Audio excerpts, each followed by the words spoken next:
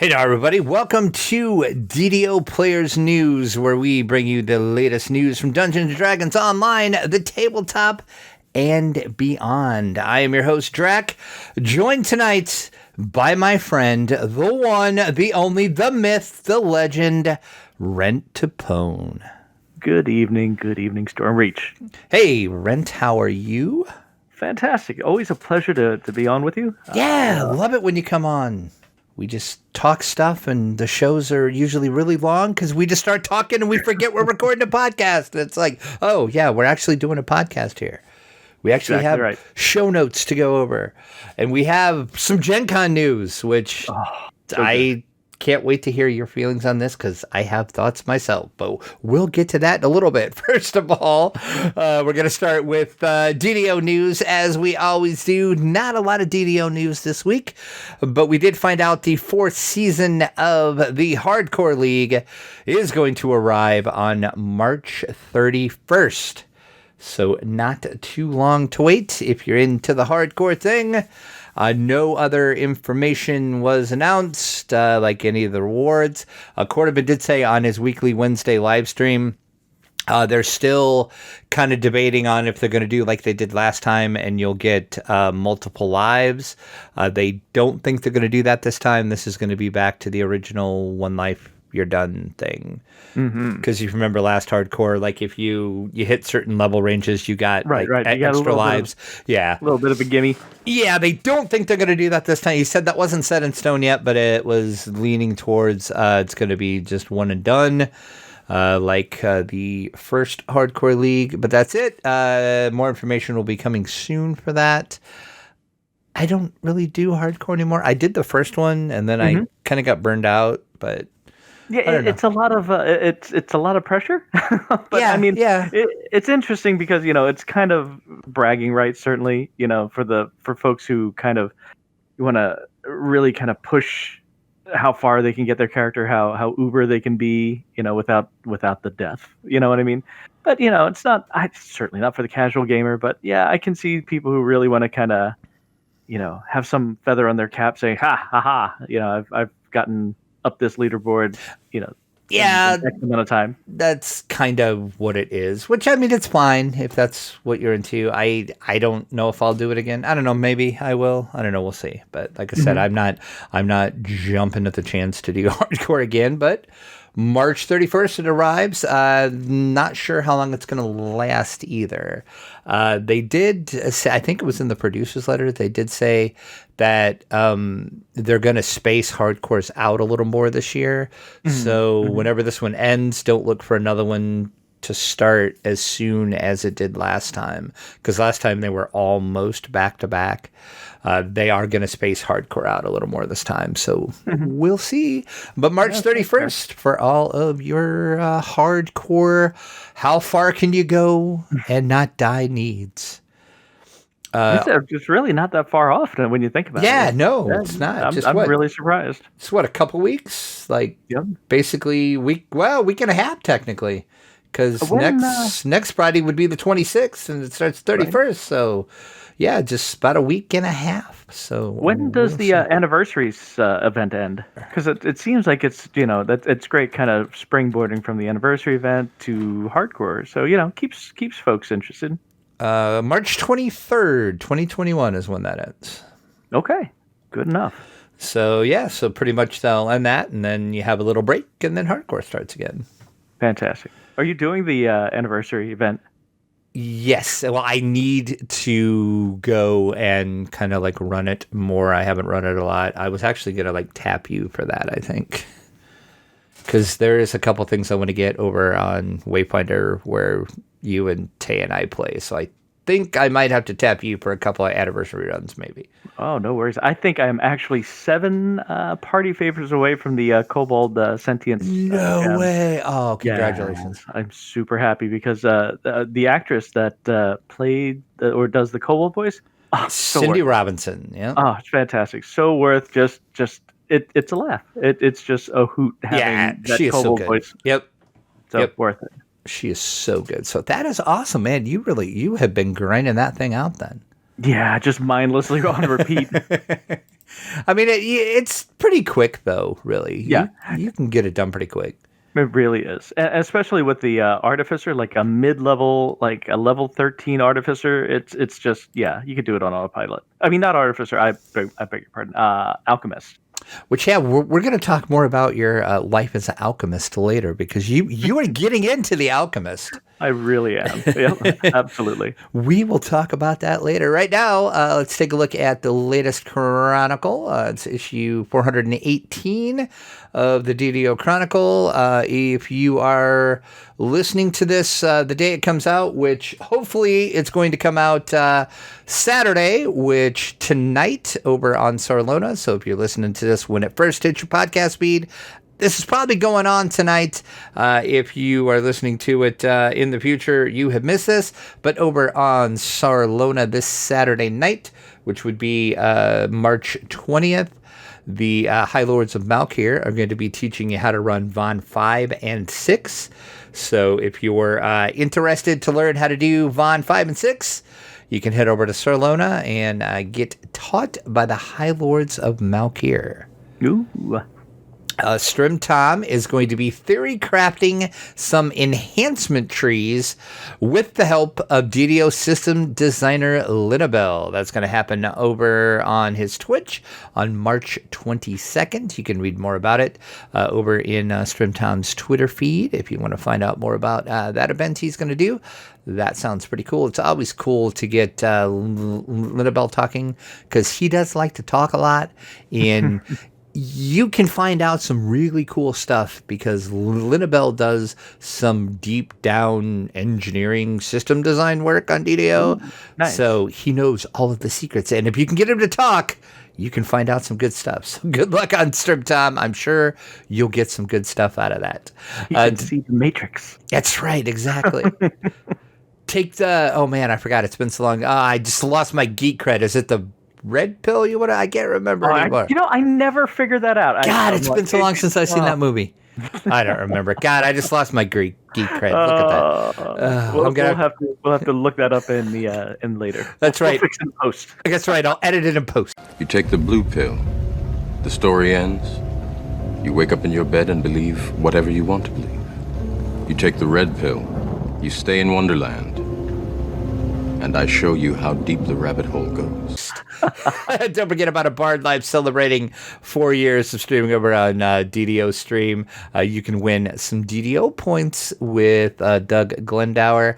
That is happening Saturday evening, 8 p.m., March 20th as well. So the day the show comes out, you'll be able to partake in that as well. Over in the fan site news section, DDO Cast is reviewing the latest game updates and more. Click over to check out the latest episode of DDO Cast. Don't forget about Mickey. She's running the new raid, The Dryad and the Demigod. Read about her raiding over on her blog, as always, Mickey's Delirium. Don't forget DDO Cast. That is the first stop to find DDO over on Twitch. Voodoo Spice kicks off his first DDO stream show. DDO PL lets Warforge slip, and Brock and Friends is hanging out in House F'Arlan. Elsewhere on Twitch, not on the official stream, but there's a lot of people running DDO over on Twitch. Sojak is hanging with his crew. Samus Garobo is rushing epics, and Pantheon Plus is holding a DDO class. And the Storm Reach 6, you'll be able to find over on YouTube. They're making their DDO debut on YouTube, so check them guys out. Six Sides of Gaming is getting our acoustically funky. I'm going to have to watch that video because that's very clickbaity right there. So I want to know what that means. And Aldvar, I guess, puts together a solo walkthrough for The Dreaming Dark over on YouTube. And elsewhere on YouTube as well, Druidspire, who is very active over on the Lotro side of things for Standing Stone Games. She does a lot of Lotro videos. Looks like she's now making DDO videos, which is kind of awesome. She's running a video series run through of all the quests in Fables of the Feywild. So click over and get that YouTube playlist.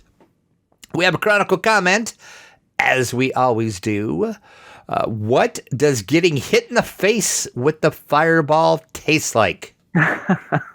Tastes like barbecue. I was going to say hot, heat, fire. Tastes like regret. Regret. There you go. Taste like regret. That, sir, is the answer right there. We also have our screenshot of the week. Demi-Goth, which is an awesome name, gets ready to take the plunge into White Plume Mountain. That's in the 502nd DDO screenshot of the week. If you have a screenshot you would like to submit, you can do that. Just click over on the Chronicle and find out how to do that.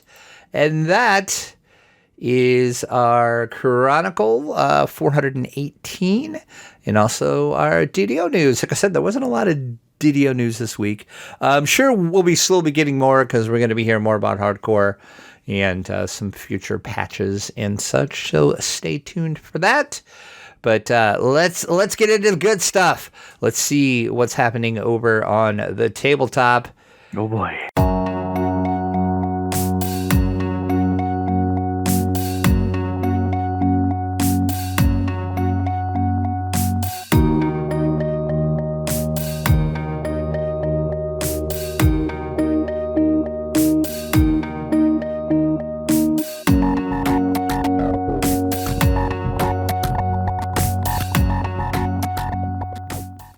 And that is Gen Con. Oh, Gen Con. Gen Con. It still might happen this year. I don't know, but we'll see. They have postponed it. It was originally planned for August 5th through the 8th. They are moving it. They're not canceling it. They're moving it to September 16th through the 19th. And they're also going to do a hybrid type of thing. So it's going to be Gen Con in person. There's going to be Gen Con online going on at the same time. And then they're also going to do some Gen Con pop-ups at a lot of local game stores as well. All that same weekend. So it's all Gen Con. Either you're going to be there in Indy, you're going to be online doing it, or you're going to be at the pop-ups. It's crazy. My mind is blown. I just can't imagine Gen Con in the fall, but I'm intrigued. I really am. I am intrigued too. And usually many people know that I am from, well, they probably know I'm from Indiana by now. Mm-hmm. But this, like September 16th to the 19th in Indiana, it's not bad. It's actually, that's actually a really good time of year here in Indiana. It's not like hot, like a lot of the times at Gen Con in August, it's like, Mordor hot outside. Yeah. Mm-hmm. It's not bad. So the weather should be decent. So we'll see. I don't know. We'll see. But Gen Con does say by offering a flexible range of opportunities to participate, we hope to safely include the largest number of people in the Gen Con experience this year. And they're going to adapt to conditions as they are in September for the in-person Gen Con event in Indianapolis with capped attendance and a modified format. From home, as I said, to the Gen Con online event and live streaming, and at your local friendly game store through pop-up Gen Con events. They did say with the rollout and effectiveness of the vaccines, they do look forward to the end of COVID-19, which we all do, and an eventual return to the normal convention conditions. But this timeline is far from certain, they said, so stay tuned. They're going to be in consultation with public health experts and local partners and the city of Indianapolis, so all of this could change. It's kind of, fluid, but so far that's what they want to do. Mm-hmm. And I just can't, I imagine, could you imagine going to Gen Con, not stupid hot out and not stupid crowded with capped attendance? Just... Yeah, I know, and that's the thing. But I just wonder what the cap's going to be, but yeah, it's going to be a much different Gen Con. That is for sure. And then there was some people were asking a lot of questions, and pretty much the same questions were being asked over and over. So they did kind of put a little fact up over on their site. The main question was, how is Gen Con ensuring safety at the convention? Gen Con answered, the partners at the Indiana Convention Center are continuing to develop best practices for the convention safety with the recommendations of state and local health departments. There is a link where you can, if you want to go see what the convention center is doing. But then again, they said they're going to cap attendance. They said possible combinations of you're going to need to wear a mask, temperature and system checks at the door, and of course, social distancing in place. And at this time, so as of right now, they don't know whether or not you're going to have a vaccine to be able to go. That's kind of on the table right now, they said. It might be if you're not vaccinated, you probably can't go, but they're kind of weighing that out, which I don't know how they could do that, actually. Right. That's the thing. Like the rate of rollout by September, you would hope that at least 50 to 75% of the population would be vaccinated, and really by that time, the folks who want it will have gotten it. The folks who don't will just not. Yeah, you would think. Like I said, I think 75 is a good percentage by then. So Gen Con does encourage all eligible Gen Con attendees that want to get vaccinated, that are able to get vaccinated, do so as soon as possible.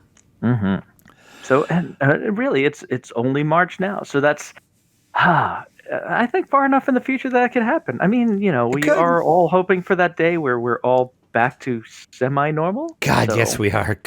Yes, we are. Right. Then they did say, okay, so what happens if I can't attend Gen Con in person this year?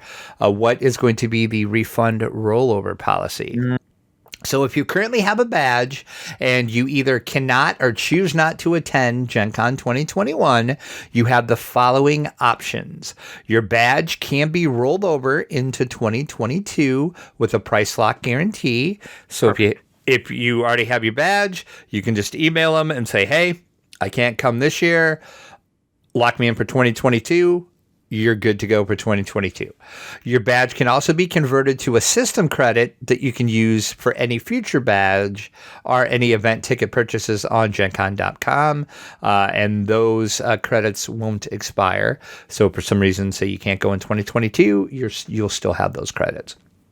Or you can get a full refund minus a 5% processing fee to your original purchase method. So you have a couple different choices there. Yeah, and for anyone who's never gone to Gen Con, the Gen Con system, ticketing system, badge system, it is robust. I mean, honestly, they're so It's good gotten a lot better, yeah. I've never had an issue. Like, I've had stuff roll over and credit, like, last for years. You know what I mean? Oh, yeah. I still have credit from probably 5 years ago for some stuff that I've never used. Right. Like, I wasn't able to make this event, but you know what? You get credit for it. You can go to something else. Yeah, they absolutely take care of you. I've never feared any financial loss from they make it so you pretty much don't have to have a loss. You can just get the credit, and it's like you can always use it for generics, or you can buy a ticket for another ticketed event or what have you. So, and then the attendance cap question came up several times. Yes, there is going to be a cap in the convention center. It's going to be limited by the public health authorities. They will limit badge sales based on maintaining social distance and safety requirements as required by public health regulations. They're also taking into account individuals who rolled over their badges from last year. And they did say that, which they need to clarify this because people are confused. I'm confused about this. Anybody that rolled over your badge from last year, so if you had a 2020 badge and you chose to roll that over for the 2021 convention, you're going to get precedent on badges. So if I'm just throwing this number out here, I don't know what the number's going to be, so this is not an official number. I just want to point that out.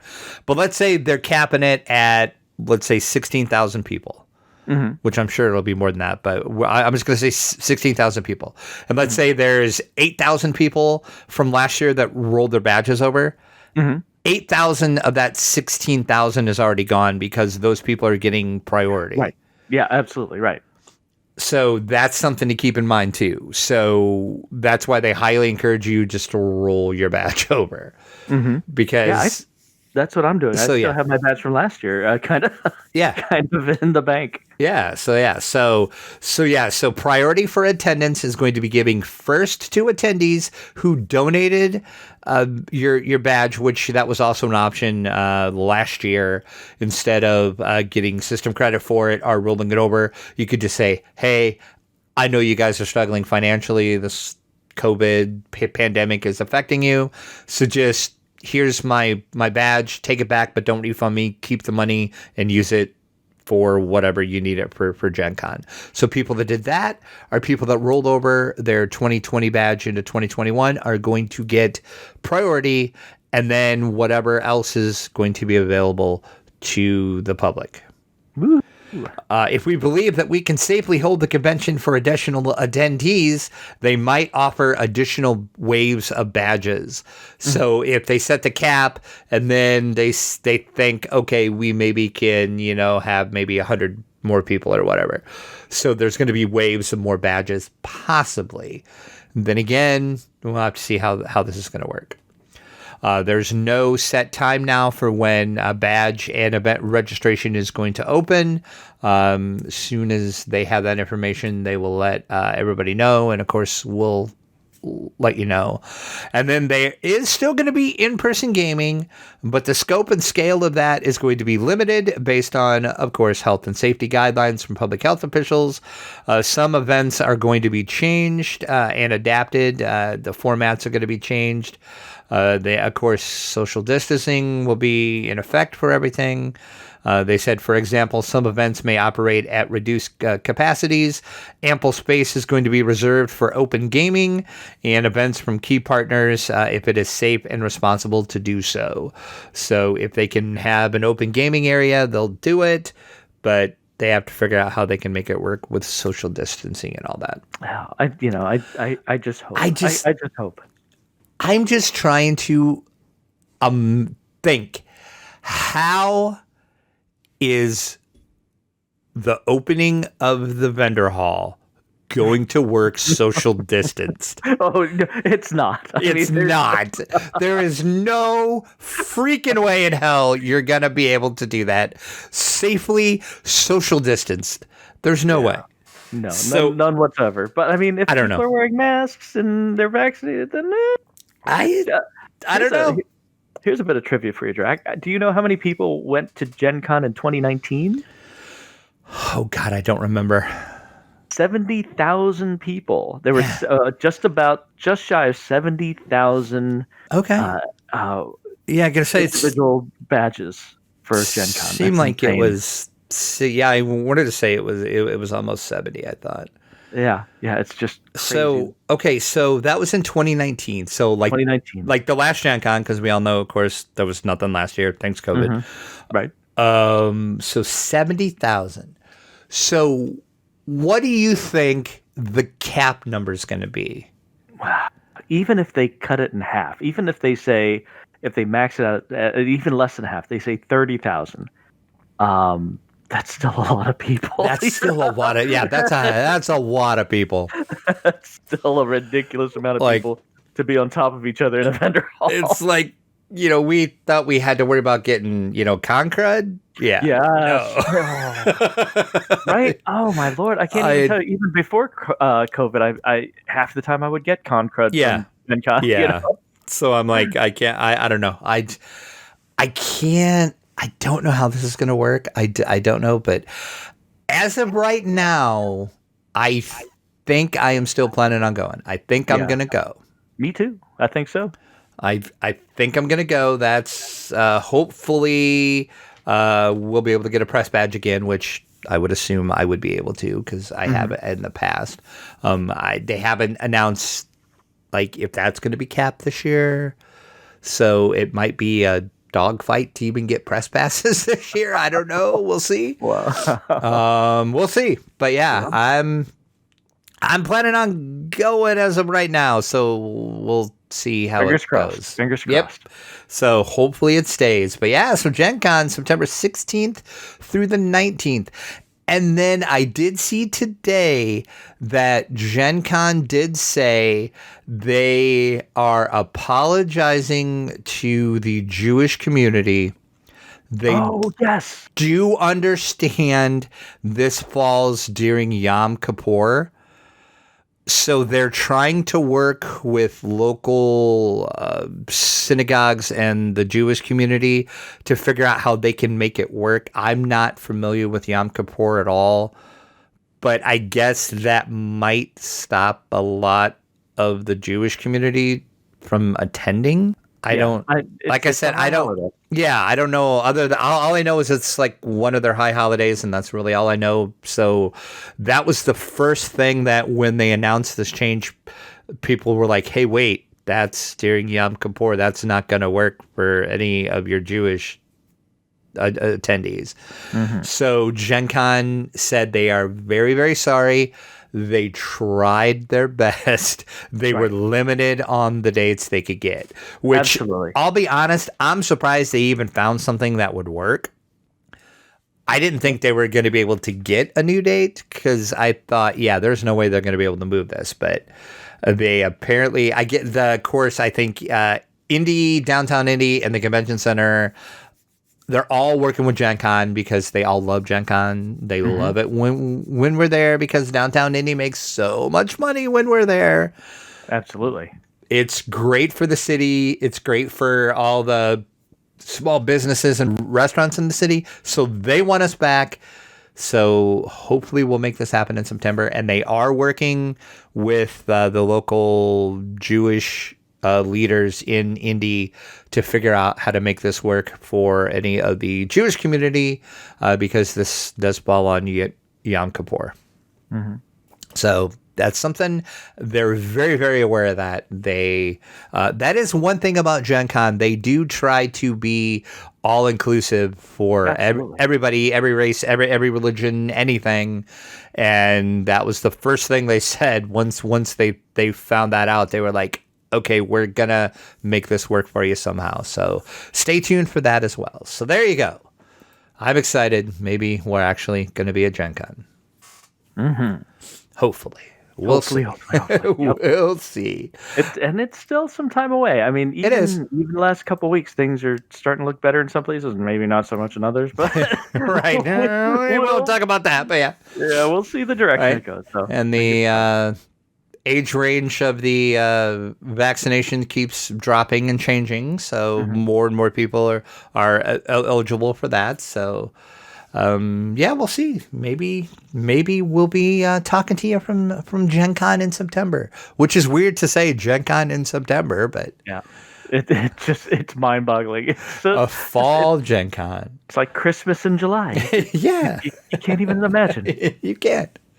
We'll take a look and see what's on the screen.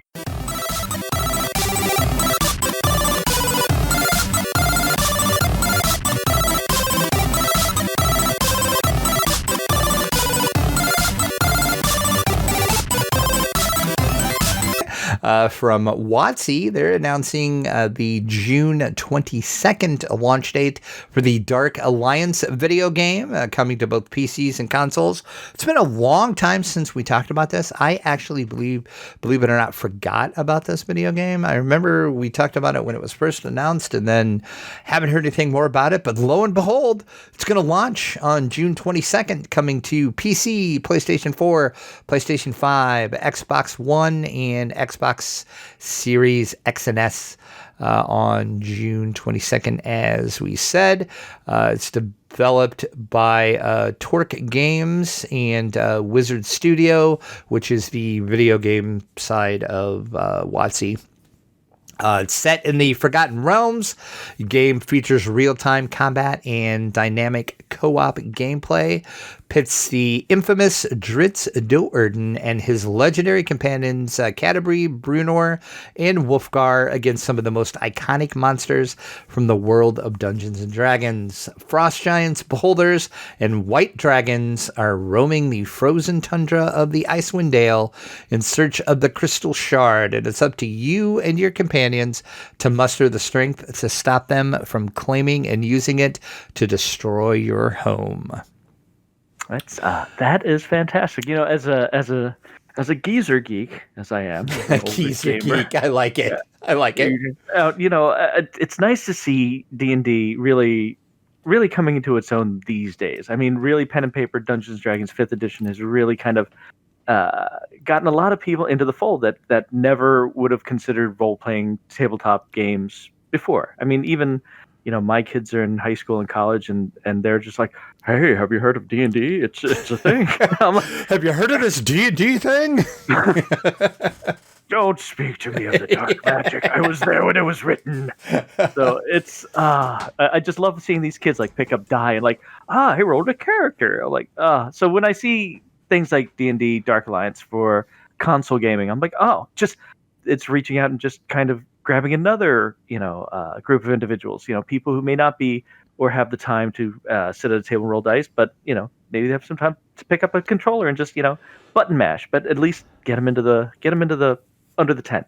Right, yeah, and then they might say, well, hey, I want to check out, you know, how does this, you know, D&D tabletop game play? And then, yeah, like you said, it opens it up to a wider audience for sure. You can go over to darkalliance.com and get your pre-orders in for this now. You can get the digital edition for $39.99. That is the standard digital edition. There's also certain retailers, which they haven't announced what the retailers are, but they're going to have exclusive Steelbooks editions. That is for $59.99.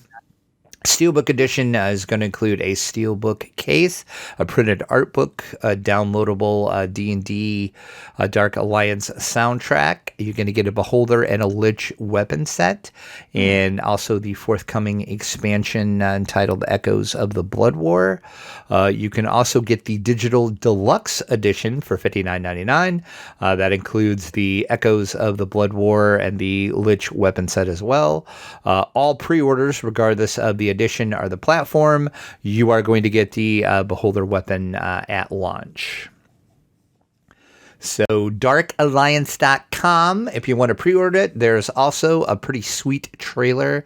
If you haven't watched the trailer, do yourself a favor and go watch the trailer. It's amazing. I won't spoil it, but there's some cool stuff that happens, and the choice of music they used in the trailer is awesome. That's all I'm going to say. Just nice. Do yourself a favor, go watch the trailer. Let's wrap it up here with On the Page.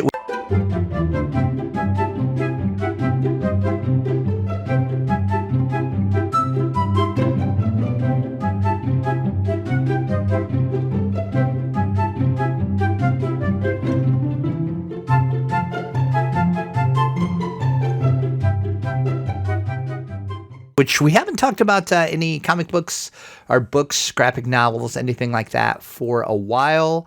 And I was so excited when I got this press release that I squealed like a little schoolgirl. I'm going to admit it. Yes, I did. Evanescence is announcing a graphic novel series called Echoes from the Void. Evanescence is my second favorite band. Maybe third. It depends on the day. They're either my second or my favorite band. So groundbreaking when they came out. Just the vocals mixed with the Amy Lee. Amy Lee's vocals, amazing. She can sing. I'd listen to her sing the phone book. And I'd be like, oh my God, this is the best thing ever. Mm-hmm. You would never put that voice with that rocking, right? Yeah, with the you know how they rocked out, and I wouldn't call what the guy did rap necessarily, but you know what I mean, more spoken stuff, just you know Linkin Park-esque, you know, a little bit, yeah. I just thought it was just a great mixing of just that strong voice and that rocking, you know, driving music. It just so good. So this is going to be a 5-volume fantasy anthology. It's going to feature stories based on the themes from Evanescence songs. Echoes from the Void is as I said, an anthology series. Going to be 48-page deluxe comic books, each featuring 2 or more stories adapted from Evanescence song catalog. They're going to start out with the story themes based on songs from the new upcoming album, which comes out March 22nd or 26th. I'm sorry. See, I'm all excited for it to come out. I tried to make it come out a week earlier, but it's not out till the 26th. It's called The Bitter Truth. And then later editions in the set are going to feature some of the iconic material from the band's earlier career. But starting out with some new stuff and then going back. The 5-issue series is done with some pretty famous comic artists and writers. Also, Amy Lee is actually very, very involved in this. She is adding art direction and story direction as well. So you can pre-order this now. The first book is going to be limited to 3,000 copies. Wow. The price is $18.95 on it. And also along to go with this, you can get a art piece that is also going to be a limited edition set as well. Those are going to be numbered, and they are going to be limited to 500 pieces. Wow, that's cool. That you have such a limited run, just get in there on the ground floor. So it's $18.99 for the graphic, or $18.95, excuse me, for the graphic novel, and then it's $59.95 for the art lithograph that you can get. And if you go over to DDO players in this article, you can see the cover of the first graphic novel and the first art lithograph. Also, if you're watching the YouTube version, it's on the screen now, so you can see what it is. And yes, I pre-ordered both of these right away. I didn't even read through the whole press release. I'll be honest. I was like, nope, done. Gotta have Shut it. up, take my money. Yeah, it's like, shut up, take my money now. I couldn't type that credit card number fast enough. I'm like, give me mine. So yes, look for that Evanescence Echoes from the Void coming out in June. Alrighty. There we go. That is all of our non-DDO news for the week. So let's jump into our week in gaming.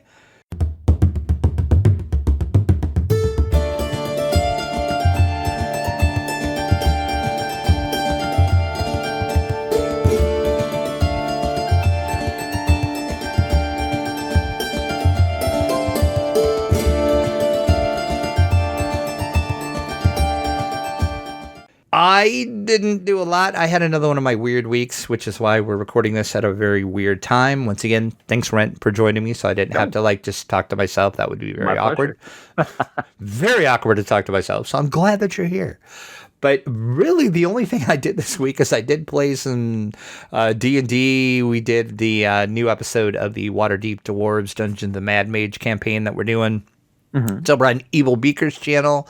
I will link it, hopefully by the time the show is ready to post, he'll have that actually released. We recorded it tonight, so hopefully he'll have that released, and I can link the video and you can watch it.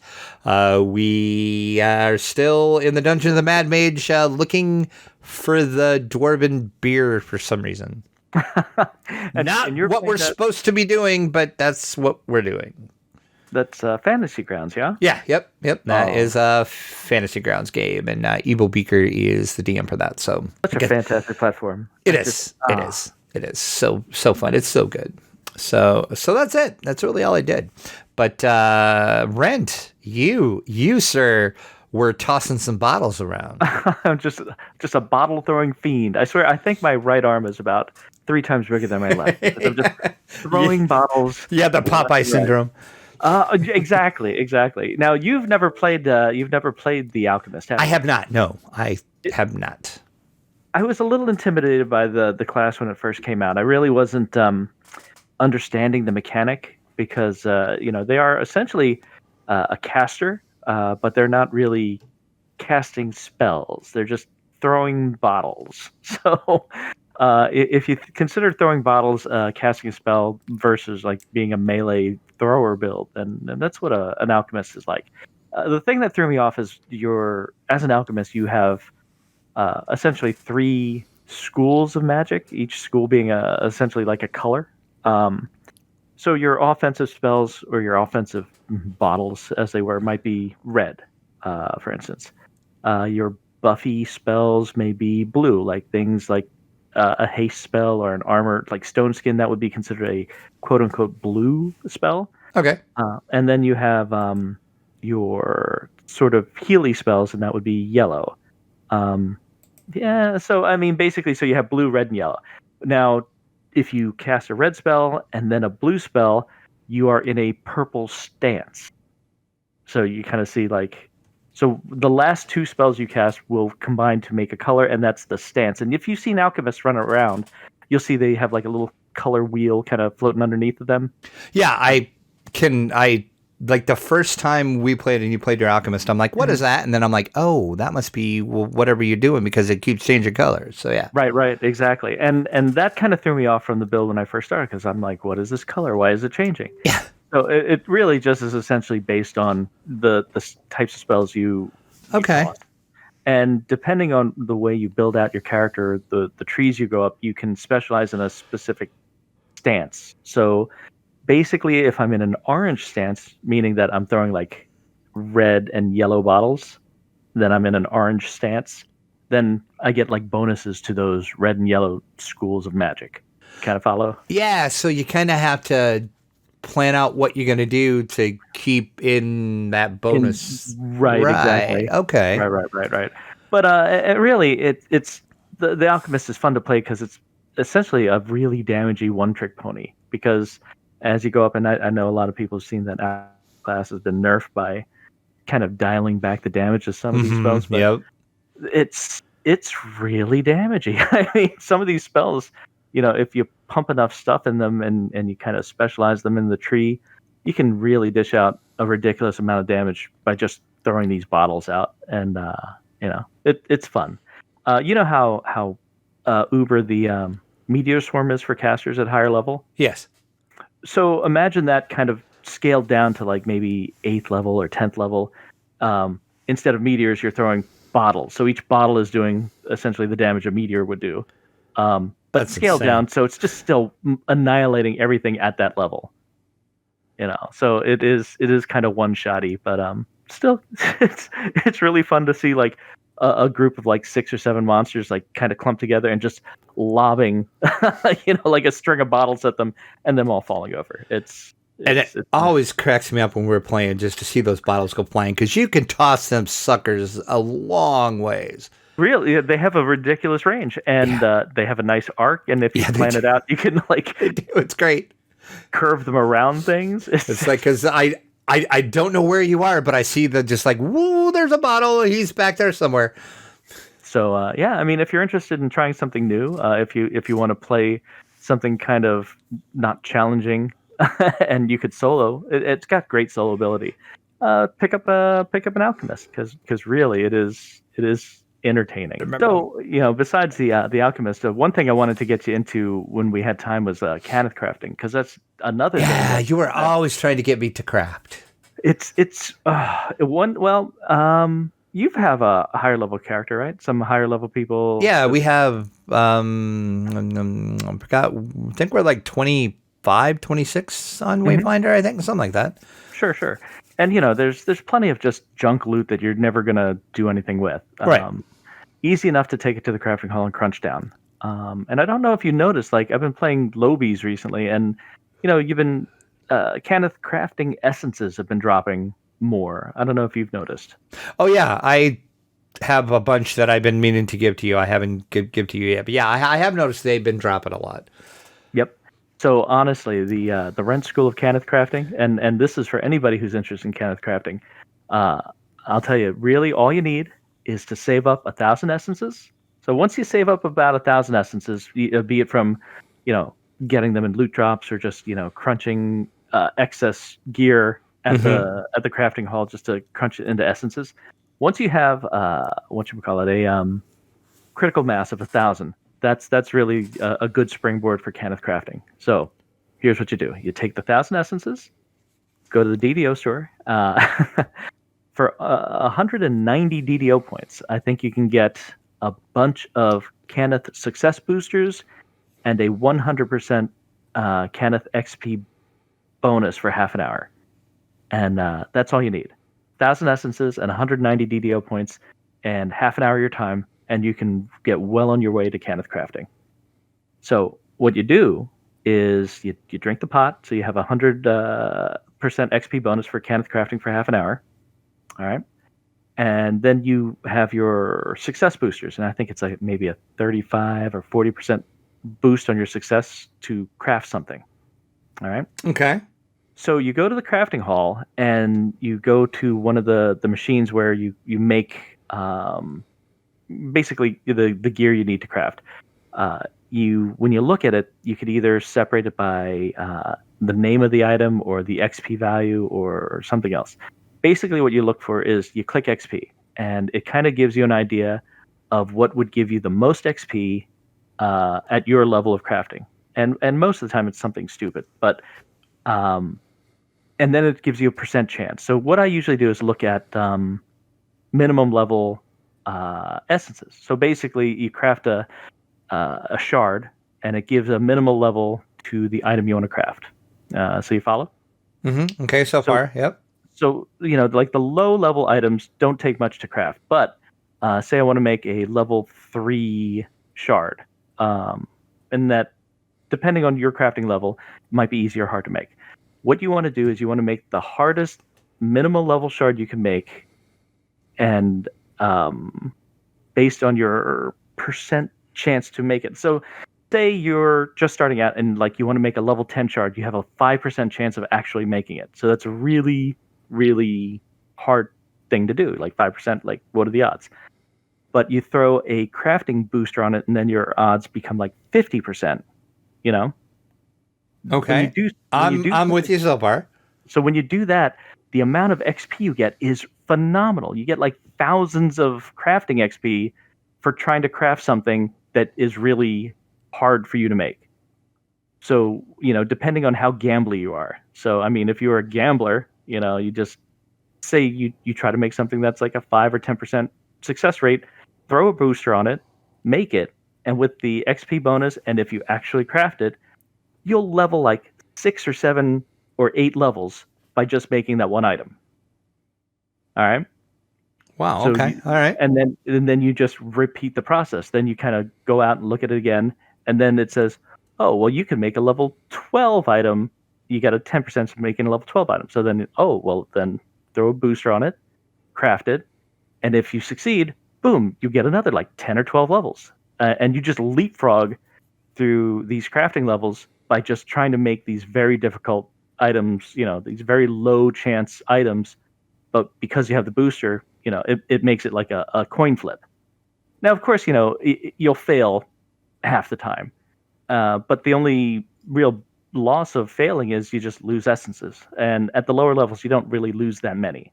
That's why I'm saying you want to start with 1,000. So you keep just rolling the dice. You know what I mean? Just making these and just make higher and higher level, minimum level shards. And you just, roll those dice and, you can get like really level like 70 levels in that half hour. And once you do that, then it opens up a world of items you can make for characters up to that level. So it's kind of hard to follow listening to, but once you get in that crafting hall and start kind of rolling those dice and seeing what you can make, you'll see how fast you can level in that.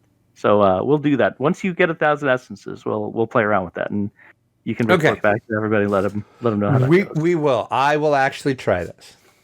Yeah, because really, you can make some really great gear for your lobies, especially if you've been collecting collectibles all the way. Because that's the limiting factor is those collectibles.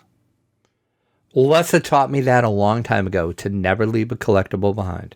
Mm-hmm. No, absolutely, because you can make some really good gear, really like fantastic gear.